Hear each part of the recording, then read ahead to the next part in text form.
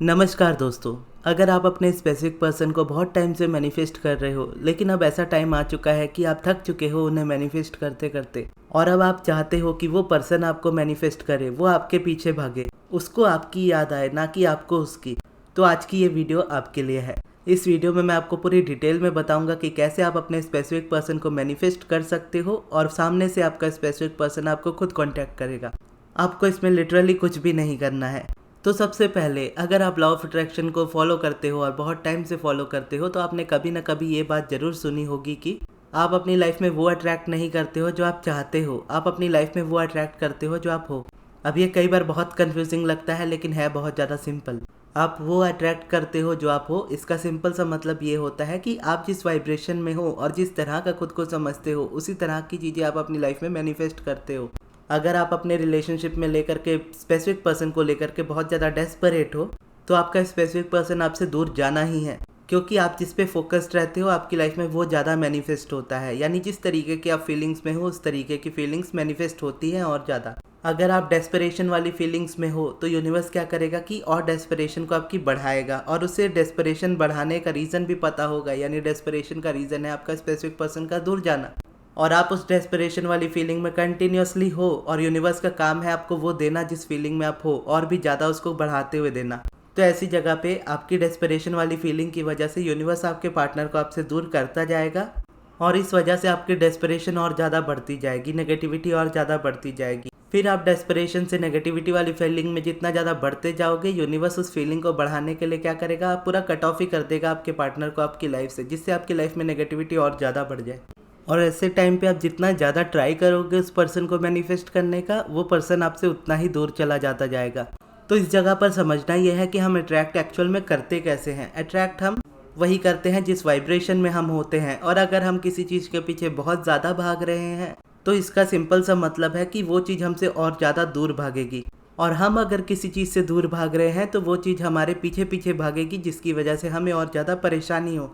लेकिन अगर हम चाहते हैं कि कोई चीज़ खुद हमारे पीछे आए, तो ऐसी जगह पे ना तो हमें उस पर्सन को या उस चीज़ को चेज़ करना है, ना ही हमें खुद उससे दूर भागने की कोशिश करनी है। हमें क्या करना है कि हम एक जगह पर रह करके उन थॉट्स और उन फीलिंग्स को रिलीज़ करना स्टार्ट करेंगे जो हमारे स्पेसिफिक पर्सन को हमसे दूर लेकर के जाती है, चाहे वो किसी भी तरह की नेगेटिव फीलिंग हो, डेस्परेशन हो, कुछ भी हो।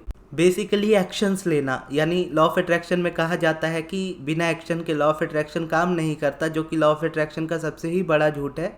और इस बात को ये मानते हुए कि लॉ ऑफ अट्रैक्शन एक्शन पे काम नहीं करता, आपको अपने एक्शंस को वापस लेना होगा। आपको ज़बरदस्ती अपनी तरफ से कोई एक्शंस लेने की ज़रूरत नहीं है, सामने वाले पर्सन से कांटेक्ट करने की ज़रूरत नहीं है, उसके बारे में जानने की ज़रूरत नहीं है, उसको स्टॉक करने की ज़रूरत नहीं है। ऐसे दिन भर में मोस्टली लोग बहुत सारी चीज़ें करते हैं कि लास्ट सीन देखेंगे, अगर ब्लॉक्ड है तो बार बार देखेंगे कि अनब्लॉक हुआ है कि नहीं, या किसी के बारे में उससे जानने की कोशिश करेंगे कि उसकी लाइफ में क्या चल रहा है, या पुरानी फ़ोटोज़ खुद की साथ में देखेंगे।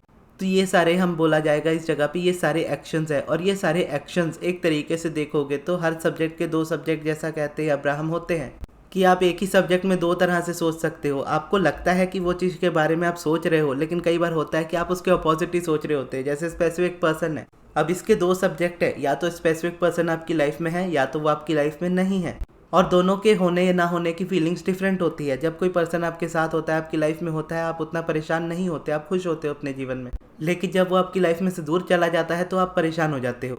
लेकिन जब इसी चीज़ को आप अपने थॉट में देखोगे कि जब भी उस पर्सन का ख्याल आता है आपके मन में, तो आपके मन में कौन सा विचार आता है, थॉट किस तरह का आता है वो इम्पोर्टेंट नहीं है, थॉट की फीलिंग क्या है वो इम्पोर्टेंट है, यानी अच्छी या बुरी। अगर थॉट की फीलिंग अच्छी है तो ऑब्वियसली आप अट्रैक्ट करोगे, थॉट की फीलिंग बुरी है तो आप उसको रिजेक्ट करोगे और दूर करोगे अपने आप से। और जब पर्सन दूर होता है और उसके बारे में आप जब सोचते हो, तो आपके मन में किस तरह की फीलिंग आती है, यही सारे एक्शंस के पीछे आप भागते हो। इस जगह पे किस तरह की फीलिंग आती है, जब आप फोटोज़ देखते हो तो लैक की फीलिंग आती है, या स्टॉक करने की कोशिश करते हो तो मन में डर बैठता है कि कहीं कोई थर्ड पर्सन ना आ जाए, या थर्ड पर्सन आ तो नहीं गया। अगर आप कांटेक्ट करने की कोशिश करते हो तो झगड़ा होता है, झगड़े से कौन सी फीलिंग एक्टिवेट होती है, नेगेटिव वाली। तो ये सारे एक्शंस आपको सबसे पहले लेने बंद करने होंगे। अगर आप कांटेक्ट में ऑलरेडी हो, नॉर्मली बातचीत होती है तो आप नॉर्मली बातचीत कर सकते हो, लेकिन अगर आप ऑलरेडी नो कांटेक्ट में हो तो सामने से कोई भी कांटेक्ट करने की जरूरत नहीं है। इवन अगर आप कांटेक्ट में हो भी तो भी कांटेक्ट करने की ज़रूरत नहीं है। अपने स्पेसिफिक गोल को आप समझिए कि आपका एक्चुअल में मैनिफेस्टेशन होना क्या है, आपकी डिज़ायर क्या है। आप उस पर्सन को अपनी लाइफ में मैनिफेस्ट करना चाहते हो, उससे शादी करना चाहते हो, उसके साथ लाइफ टाइम रहना चाहते हो, तो वो आपको कॉल करे, आपको टेक्स्ट करे, आपसे घंटों बात करे, ये आपकी डिज़ायर नहीं है। आपकी डिज़ायर है उस पर्सन को अपनी लाइफ में मैनिफेस्ट करना। और जब आप उस पर्सन को मैनिफेस्ट कर लोगे तो ये चीज़ें ऑटोमेटिकली आपकी लाइफ में होंगी, बात होंगी। लेकिन अगर आप कॉल टेक्स्ट मैसेज मैनिफेस्ट करने में लगे रहोगे तो इस जगह पे क्या होगा, कॉल टेक्स्ट मैसेज तो मैनिफेस्ट होगा लेकिन उस जगह पे झगड़े होंगे, क्योंकि आप सिर्फ कॉल टेक्स्ट मैसेज मैनिफेस्ट कर रहे हो या ब्लॉक से अनब्लॉक होना मैनिफेस्ट कर रहे हो। और उसके बाद अगर बात हो रही है तो उस बात को लेकर के आपका माइंड पूरी तरह से क्लियर नहीं है। आपको चाहिए कि बात होनी चाहिए और आपके अकॉर्डिंग बात हो रही होती है लेकिन रेजिस्टेंस वाली हो रही होती है, झगड़े वाली हो रही होती है। तो सबसे पहला स्टेप ये है कि आपको किसी तरह का एक्शन नहीं लेना है, कोई स्टॉकिंग नहीं करनी है, कुछ भी उसके बारे में जानने की कोशिश नहीं करनी है। बस समझ जाओ कि ये सारी चीज़ें आपकी लाइफ में और ज़्यादा रेजिस्टेंस को ऐड करती हैं। अब जब आप ये पहली बात समझ जाते हो कि आपको अपनी तरफ से कोई एक्शन नहीं लेना है, तो आते हैं दूसरे वाले पॉइंट पे, जहाँ पर आपको ये समझना है कि अपनी डिज़ायर से बिल्कुल भी कॉम्प्रोमाइज़ नहीं करना है। कॉम्प्रोमाइज़ करने का मतलब इस जगह पर क्या है कि आप चाहते हो सामने वाले पर्सन से शादी करना, लेकिन सामने वाला पर्सन आपको कमिटमेंट देने के लिए रेडी नहीं है। या आप चाहते हो सामने वाले पर्सन से शादी करना लेकिन सामने वाला अब बस आपसे सिर्फ फ्रेंडशिप रखना चाहता है। या आप रेडी हो शादी करने के लिए लेकिन सामने वाले के पेरेंट्स रेडी नहीं हैं। या कोई भी इस तरीके का इशू जो आपको ये रियलाइज़ कराता है कि किसी और पर्सन की डिज़ायर उस जगह पर कुछ और है, जिसकी वजह से आपकी डिज़ायर्स में प्रॉब्लम आ सकती है। यानी आप शादी करना चाहते हो लेकिन सामने वाला परेशान हो रहा है, या आप शादी करना चाहते हो सामने वाले के घर वाले नहीं मान रहे, तो उस जगह पर आपको किसी और की डिज़ायर देखने की ज़रूरत ही नहीं है। आपकी अपनी डिज़ायर है, यूनिवर्स ने आपको वो डिज़ायर आपकी लाइफ में देनी है। तो जब यूनिवर्स वो डिज़ायर आपको आपकी लाइफ में देगा तो कोई दूसरा पर्सन कौन होता है उस चीज़ को जज करने वाला या उस चीज़ से आपको दूर करने वाला। वैसे देखा जाए तो आपको आपकी डिज़ायर से कोई और दूर नहीं कर सकता सिवाय आपके। लेकिन ये समझना कि मेरी डिज़ायर कुछ और है या उसकी फैमिली की डिज़ायर कुछ और है, इस जगह पर क्या होता है कि आप उस पर्सन को पावर देते हो, अपने लाइफ में फियर क्रिएट करते हो कि वो पर्सन जीत जाएगा आपसे, या उसकी फैमिली उसकी शादी कहीं और करा देगी, या आप कॉम्प्रोमाइज़ कर लोगे। तो इस जगह पर पूरी तरह से तैयार रहना है कि कॉम्प्रोमाइज़ बिल्कुल नहीं करना है। अगर शादी करनी है तो करनी ही है। रिलेशनशिप है, रिलेशनशिप में फ्रेंडशिप होती है, लेकिन रिलेशनशिप और फ्रेंडशिप ये दोनों टोटली डिफरेंट चीज़ हो जाती है।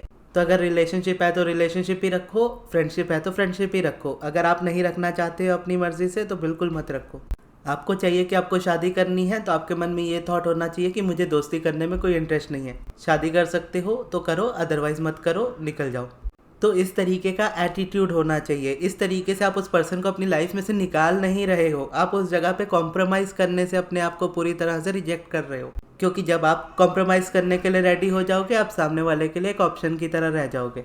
लेकिन जब आप कॉम्प्रोमाइज़ करने के लिए रेडी नहीं रहोगे और स्ट्रांग हो जाओगे तो सामने वाला सोचने पे मजबूर हो जाएगा। तो पहले 2 पॉइंट आपने क्लियर कर लिए। सबसे पहले अपनी तरफ से सारे एक्शंस लेना आपको बंद करना है। दूसरा है आपको अपने कॉम्प्रोमाइज़ कभी नहीं करना है किसी भी हालत में। अब इतना करने से ही आप वाइब्रेशनली बहुत ज़्यादा अलाइनमेंट में ऑलरेडी आ जाओगे। अब तीसरा आपको ये जानना है कि जो भी आपकी डिज़ायर होती है, आपके डिज़ायर रिलेटेड आप थॉट्स को हटा नहीं सकते, वो आपके माइंड में आने ही आने हैं। जस्ट आप ये कर सकते हो कि आप उन थॉट्स को डायरेक्शन दे सकते हो। तो आपको अपने थॉट्स को डायरेक्शन देना स्टार्ट करना है, जिससे आपका माइंड अपसेट ना रहे, आपका मूड अच्छा रहे।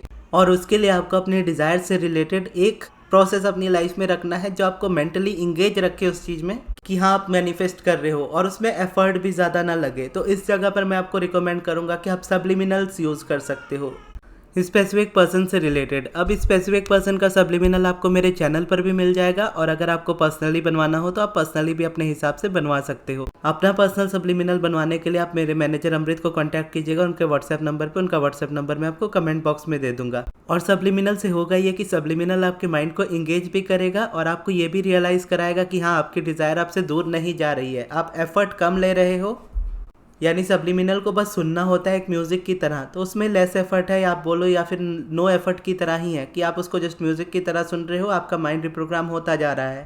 तो इससे क्या है कि आपको ये नहीं लगेगा कि आप अपनी डिज़ायर को छोड़ दे रहे हो या इससे दूर भाग जा रहे हो या गिव अप कर दे रहे हो। तो इस तरीके से सब्लिमिनल आपको हेल्प करेगा। बाकी पहला जो पॉइंट था एक्शन आपको नहीं लेने हैं, दूसरा जो पॉइंट था कॉम्प्रोमाइज़ नहीं करना है, तीसरा है सब्लिमिनल। अब इसके अलावा अगर मैं कुछ आपको रिकमेंड करूँ तो वो सिर्फ और सिर्फ मेडिटेशन ही होता है, क्योंकि मेडिटेशन एक लौता ऐसा प्रोसेस हो जाता है जो आपको ओवरऑल पूरी अलाइनमेंट में रखने में हेल्प करता है। जैसे डे टू डे बेसिस पे आप नेगेटिव फील करते हो तो वो नेगेटिविटी खत्म होने लगती है आपकी लाइफ से। और जो वो एनर्जी बैलेंसिंग वाली चीज़ होती है कि एक दिन आप अच्छा फील करते हो, एक दिन बहुत नेगेटिव फील करते हो, या कुछ टाइम अच्छा फील करते हो फिर पूरा टाइम नेगेटिव फील करते हो, तो ये जो बैलेंस हो नहीं हो पाता है इसको मेडिटेशन सॉल्व कर देता है। तो इसके अलावा अगर आपको कुछ करना हो तो मेडिटेशन ही आपको करना चाहिए। और अगर आप मेडिटेशन करना चाहते हो तो उसकी लिंक भी आपको कमेंट बॉक्स में मिल जाएगी, जिसमें से एक में सिर्फ इंस्ट्रक्शंस है जिसमें आपको खुद को फॉलो करना है, और दूसरे में क्या है, एक गाइडेड मेडिटेशन है जो मेंबर्स के लिए मैंने कुछ दिन पहले अपलोड किया था। अगर आप उससे करना चाहते हो तो आपको मेंबरशिप लेनी होगी उसके लिए। और ये दोनों मेडिटेशन सेम है, डिफरेंट नहीं है, जस्ट एक गाइडेड है और एक में जस्ट इंस्ट्रक्शंस है। और गाइडेड वाला भी वही है जो मैं अपनी क्लासेस में एलओए बैचेस में सिखाता था। तो ये थी दोस्तों हमारी आज की वीडियो। आपको ये वीडियो कैसी लगी कमेंट बॉक्स में ज़रूर बताइएगा, और अगर आपके कोई सवाल हो तो वो भी आप पूछ सकते हो। और इस वीडियो को यहाँ तक देखने के लिए बहुत बहुत धन्यवाद।